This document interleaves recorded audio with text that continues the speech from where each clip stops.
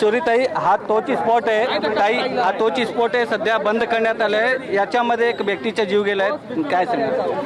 नाही, मुळामध्ये दुर्दैवी घटना आहे ही. 31 मे डेडलाईन होती. पावसाळी पूर्वीच्या झाकणं बदलणं, जाळ्या लावणं, स्वच्छता करणं कुठलंही काम झालेलं नाही. गेल्या 4 वर्षांत महानगरपालिकेमध्ये कुठला नगरसेवक नव्हता. त्यामुळे सगळ्या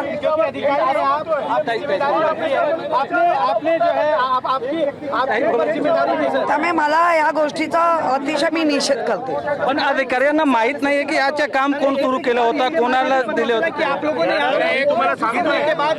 माणूस गेल्यानंतर जाळी बसवली. विचार करा किती निर्लज्ज लोक आहेत. माणूस आतमध्ये गेला नंतर जाळी बसवतायत, माणूस आतमध्ये गेला नंतर जाळी बसवतायत.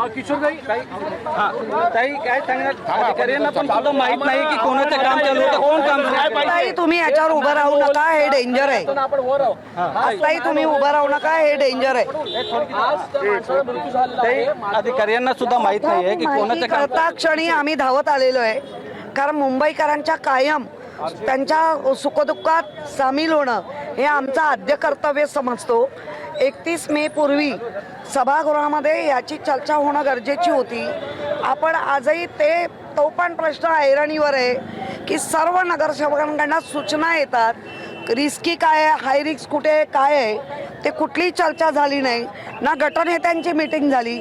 महापौर जरी कबूल करत असेल मी सगळीकडे, तर तो दौरा जो पावसाळ्यापूर्वीचा दौरा होता, तो नारळ पाणीचा दौरा होता हे तुम्हीच छापलंय.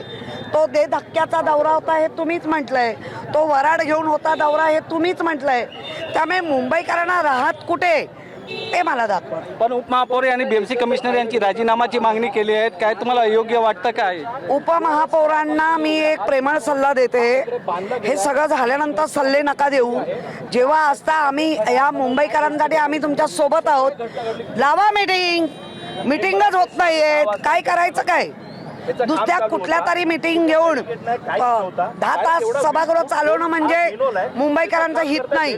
तर मुंबईकरांना पावसाळी पूर्वीच्या ज्या मीटिंग असतात आणि ज्या तुम्हाला ताई तुमची काय मागणी असणार आहे, कशा प्रकारची कारवाईची मागणी आहे की मुंबईकरांनी खाली उतरल्यानंतर स्वतःची काळजी स्वतः घ्या. कुठलंही सरकार किंवा हे प्रशासन तुमच्या काळजीपूर्वकसाठी नाहीये. आणि तिसरी गोष्ट, ज्या घडलंय तो कॉन्ट्रॅक्टर कोण आणि त्याच्यावरती असलेले अधिकारी कोण यांच्यावर कारवाई. व्हिडिओ जर्नलिस्ट अजय मोहितेसह गोविंद ठाकूर, TV9 मराठी, मुंबई.